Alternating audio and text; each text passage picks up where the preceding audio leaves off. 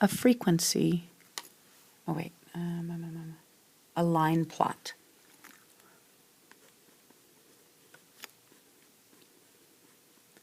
Dot plot or a line plot. In some books you may see, instead of dots, you may see X's. It still is going to do the same exact thing. It doesn't matter what they use for the visual. Same exact meaning.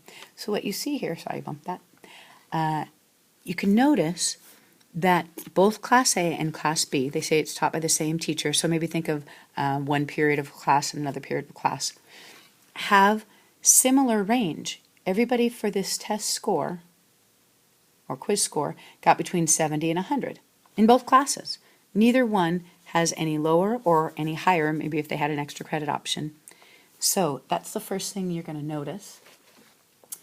And that spread right there is called the range. So the range for both is 70 to 100, or you could do 100 minus 70, which equals 30. That's the range. Okay, next we're going to go back to our other measures of central tendency, median and mode. So let's go to median and mode. Let's change the directions here, compare the populations by using measures of center and variation. We're going to use measures of median and mode.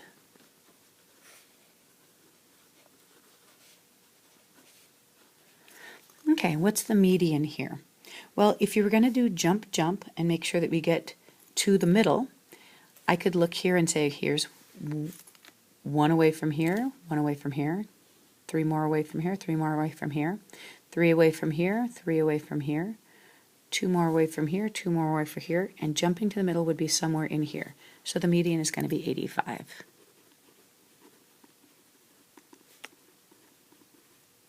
The mode is the one that's tallest. So the mode is also 85.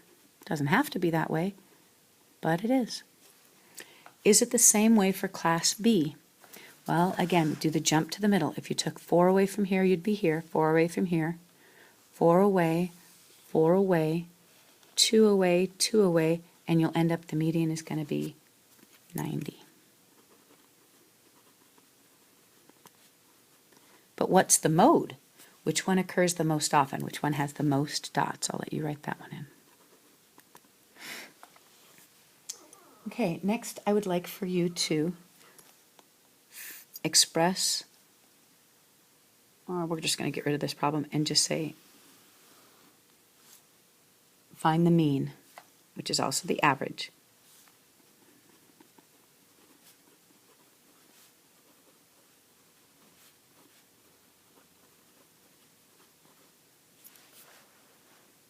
So we're getting rid of choice B completely, and we're going to change it to find the mean, which is the average, and you're going to be using your calculator.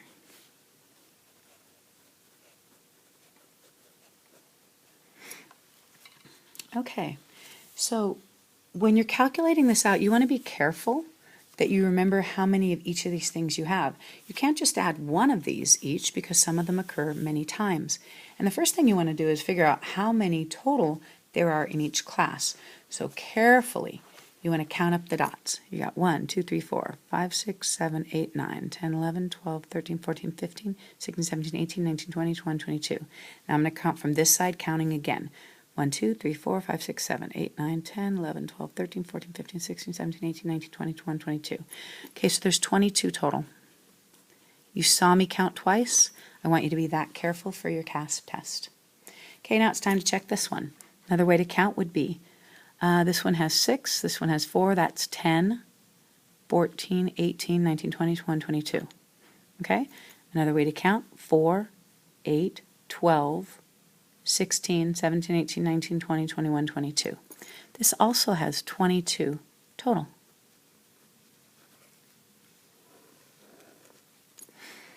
Okay, so you want to be careful and you want to add them up as we go, each of the numbers. Now, if you were to break down the first one, you have 70 times 1 time, so that's 70.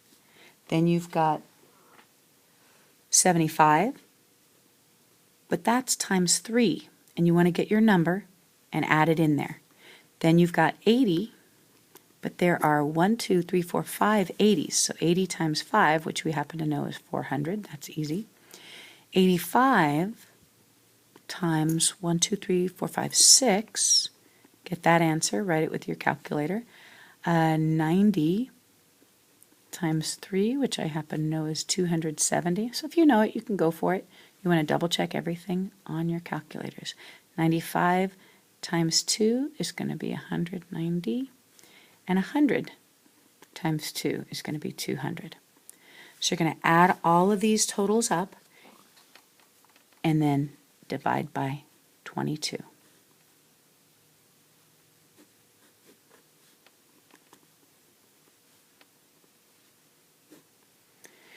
And you'll follow the same pattern.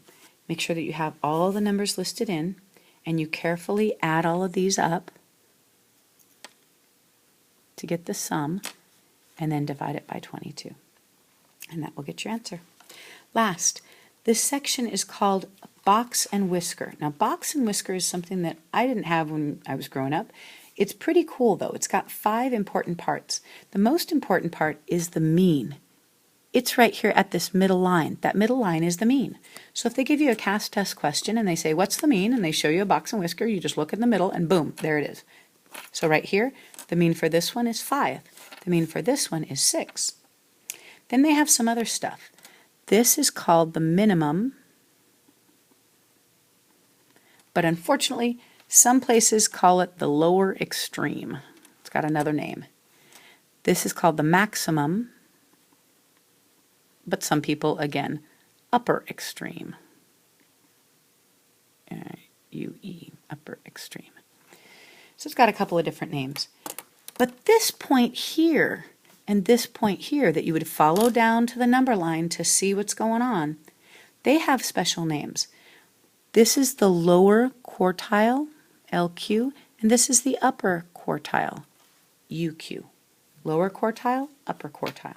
So if I were to describe Class A and they said, what is the lower quartile of Class A? You just look here, straight down, it's 4. What is the maximum of Class A? Well, you look to the top, first number. Oh, it's 8. What is the mean of Class B? 6. What is the minimum of Class B? 1. Okay, so that's how Box and Whiskers work. Now this is called a double Box and Whiskers because you're taking one class's data, making a box and whisker picture of it, and aligning it with another class's data and a number line so you can see what goes where. So it says the double Box and Whisker plot shows the number of songs, the number of song downloads a month by 2 7th grade classes. Okay, number of song downloads a month by 2 7th grade classes. Okay. Compare the populations using measures of center, I just say compare the populations. So tell me what